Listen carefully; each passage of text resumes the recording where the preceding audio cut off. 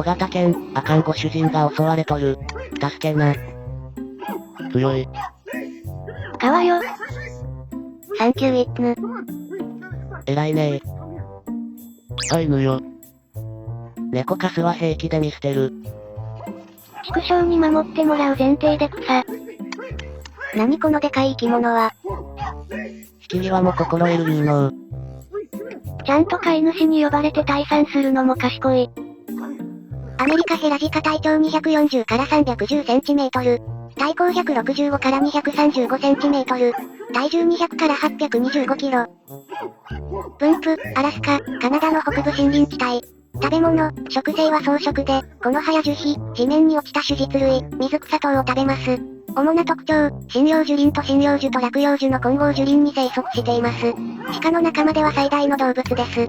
角の形はヘラ状で左右の開きが2メートル近くあり、1年に1回生え変わります。夏季には1から3頭で生活しますが、冬季には10から15頭の群れを作ります。暑さをしのぐため、泥浴びや水浴びを好みます。屈強すぎる。ごちそうがあると聞いて、ヘラジカが病院に入り込み観葉植物を美味しくいただく。病院だとダニとかノミとか雑菌とかへの事後対応が大変そうだな。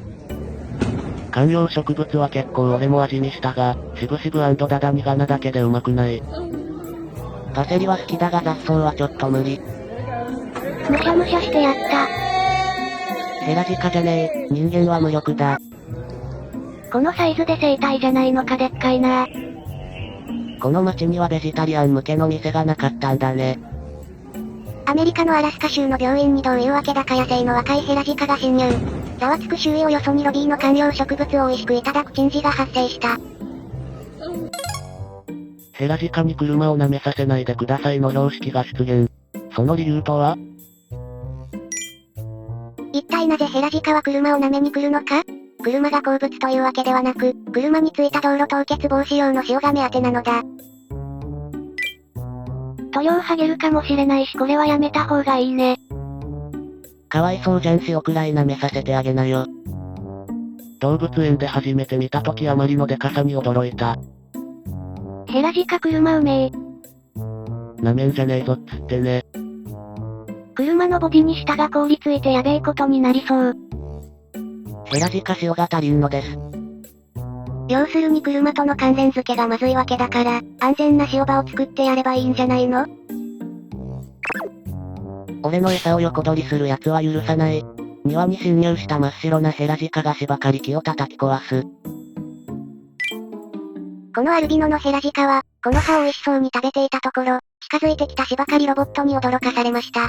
少し驚いた様子で、歪めで芝刈り機を叩いて壊してしまいました。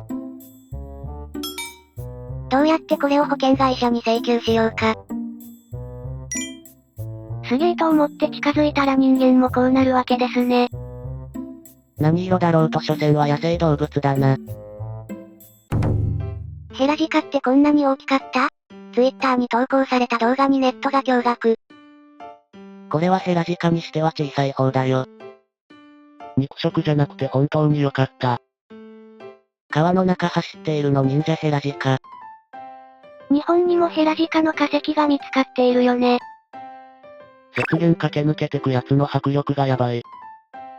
こういうサイズの動物がたくさんいたとすると人間は集団で戦うしかなかったんだろうね。もし間近にいたら相当ビビる。ヘラヘラ笑ってんじゃねえよ。エゾシカがこれの半分くらいかな。道路沿いを駆ける巨大なヘラジカ。しかしこの後、ちょっと恥ずかしい姿を見せることになるのでした。大きい体と細く長い足をしたスタイルの良さが際立ってる。冬だし、地面が凍ってたんだろ。まあ、転ぶ時くらいあるよな。山を守ってくれてありがとう。山火事で消火活動をしていた消防士らにキスをして回るエルク。アメリカのワシントン州にて山火事が発生した。消火活動を終えた消防士たちの元にやってきたのは一頭のエルクアメリカアカシカワクチだった。彼女は消防士たちに近づくと、一人一人にキスをして回ったのだ。逆ムツゴロウ。愛だろ、愛。元がにっこりしてて可愛い。山神様からのお使いかな素敵な光景だ。山のせいでも乗り移ったんじゃない？気ままなヘラジカくんほんと好き。実はこの子は地元ではボタンという愛称で呼ばれる野生のメスのエルクワキチで、いつも一頭で野外を気ままに歩いており、そのフレンドリーな性格もあって親しまれているという。リアルでも役立っていた。オンラインゲームで習得したスキルで妹を守った少年に関する海外の反応。ある日、ハンス君は妹と共に自宅近くの森の中を歩いているとき、危機的状況に直面した。学校への近道のはずが、どうやらうっかりヘラジカのテリトリーに入ってしまったらしい。目の前にヘラジカが現れて今にも攻撃してきそうな気配だし、妹は超怯えている。これはまずいぞ。やや焦ったハンス君だが、すぐに冷静さを取り戻した。ワールド・オブ・ウォークラフトのスキルの一つ、タウントを使えばいいじゃないか。タウントは、一定時間強制的に敵の注意を自分に向けることができるというものだ。ハンス君は脳内でタウントを発動して全力でヘラジカの注意を自分に向け、妹が走って逃げるための隙を作った。妹が安全な場所へ逃げたのを確認後、次はレベル30で習得したフェインデスというスキルを脳内で発動することにした。これは名前の通り、死んだふりをして敵を欺くスキルだ。ハンス君が死んだふりをしてじっとしていると、ヘラジカは動かなくなった少年に興味を失って森の奥へと去っていったそうだ。俺も誰とも会話しないっていうネトゲで培ったスキルを使ってるよ。やってることは古典的だ。クマじゃなくって幸いだった。クマ相手だったら終わってたな。これはいいゲームの勇気ある子だな。いや二人とも無事で何より自慢の兄だな。トナカイの大群が作り上げた巨大ミステリーサークル。円を描きながらくるくると回転する圧巻の光景。神の立場だったらプチプチしたい。聖地巡礼か。トナカイって弱いか？トナカイってこんな大群で群れ作る動物だったんだな。そっちの方にまず驚いた。回転方向は何によって決まるのであろうか。これをミステリサークルと見るんやな。皇帝ペンギンも、似たような行動をとっていた気がする。水中の魚も、サメなどの大型の魚やイルカなどその他の捕食者から身を守るために、弱い個体が群れで固まって防御を行うが、トナカイのサークルも似たようなものかもしれない。真っ赤なお花のトナカイさんは、実際にみんなに笑われていなかった。その理由とは？トナカイは色を認識することができない動物の目は人間とは違う。我々が見えている色が同じように見えているわけではないのだ。トナカイは赤色を識別する目の細胞がないので、赤鼻のトナカイ、ルドルフがそのことでからかわれることはありえないのだそうだ。これは朗報。赤く見えなくても光ってたらそれだけで馬鹿にされるのでは。人間でも夜道で役に立つほど鼻がピカピカと光ってたらおかしいだろう。暗い夜にはピカピカの花が役立つからじゃないのか。夢をぶち壊された気分だ。じゃあ、なんでチョッパーは群れからの獣にされてたのか。ファンタジーを科学で解説してる無駄なところが好き。なぜローリング？北極地方で円を描きその中をぐるぐる回るトナカイの群れが確認される。南半球に連れて行ってみたい。この群れに戦闘はいるのだろうか。カーバ神殿的な、こう。モッシュシュ。運動不足の解消。動物が回る映像ってたくさんあるんですね。おしくらまんじゅう？バターになっちゃうぞ。旋風を巻き起こしそうだ。俺、お前、倒す。子グマがトナカイに勝負を挑む。何がそんなにクマをかき立てるのかと思ってたら狩りの練習なのかな。トナカイの方でよかったな。母クマはどう思っていたんだろう。いろんな意味で叱れないなこや。クマ母うちの子天才。この練習の成果が人相手に生かされないといいね。あの子グマのところにはサンタさんは来ないな。お母さんちょっとビビっててくさ。俺様お前、丸かじり。トナカイ必要。サンタはロボットトナカイに乗ってメリークリスマス。子供が泣くわ、いろんな意味で。こんなの来たら泣き叫ぶわ。これは偽物だ。サンタさんのトナカイは空を飛ぶんだぞ。真っ赤なお花のトナカイさんは、ねえ、お花はどこにあるの？ねえ。足の動きが可愛い。ちゃんと鼻が赤い。しかしちょっと楽しそうなトロットだ。倒したらめっちゃ経験値稼げそう。シュールだな。3000匹ものトナカイが一斉に川を渡るスリリングな瞬間。トナカイと共に生きるサーミの遊牧民。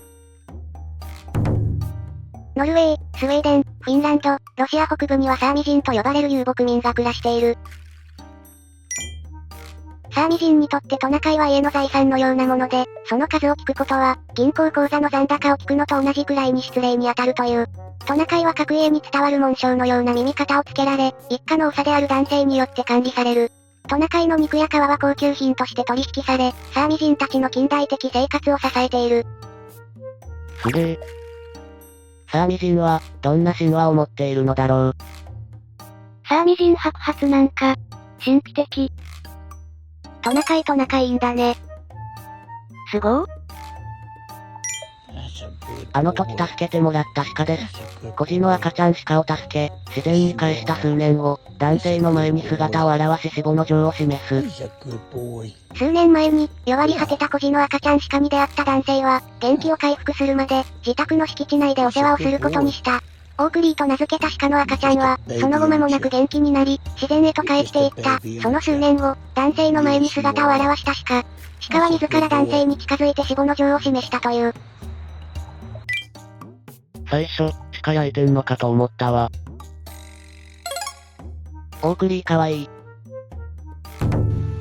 なんでこれがオークリーやと断定できるん？動物は放し飼いが理想だと私は思っています。これこそ人と動物の一番理想の姿なのです。3年に1回ぐらい来てくれるのが一番嬉しいね。つぶらな瞳が可愛いよね鹿。人も動物も変わらない、むしろ動物の方が純粋で。鹿と心に刻みつけた。